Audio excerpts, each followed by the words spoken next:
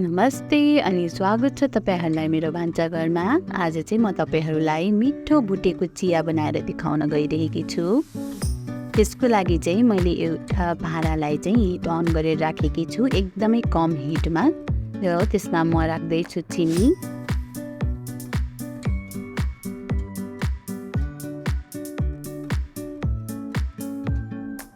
त्यसपछि म राख्दै छु चियापत्ती।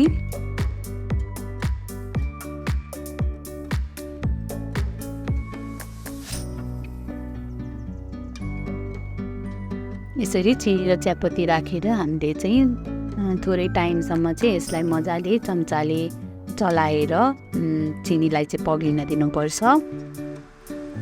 चिनी क्यारामलाइज्ड हुन्छ र यो चियाको टेस्ट एकदमै मिठो आउँछ। मैले यसमा चाहिँ थोरै सुकमेल पनि राखिसकेँ। तपाईहरुलाई चाहिँ यसमा चियामा कुन मसलाहरू मनपर्छ त्यो राख्न सक्नुहुन्छ। मैले राखेँ 1 कप दुध, 1 कप पानी। अब म यसलाई चलाउँदै छु। यो दुध र पानी राखिसकेपछि चाहिँ थोरै चिनी भुइँमा यो भाँडामा चाहिँ टाँसेको जस्तो हुन्छ, तर पछि चाहिँ यो पग्लेर आफै मिल्छ। बिस्तारै यसलाई चलाउँदै राम्रोसँग पाक्न दिने। यसलाई चाहिँ मजाले उम्लिन दिनुपर्छ।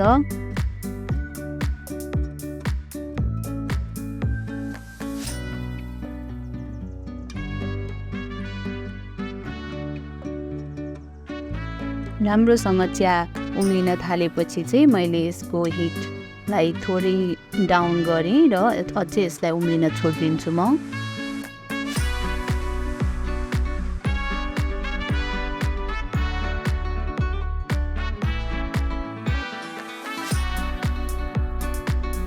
जति हामीले चियालाई मजाले पाक्न दियो त्यति नै यसको स्वाद बढ्छ।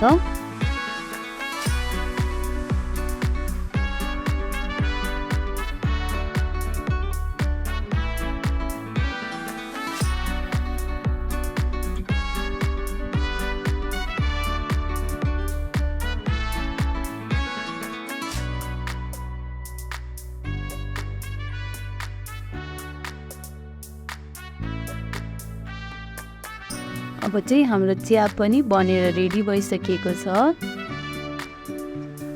अब म यो हिटलाई अफ गर्दैछु।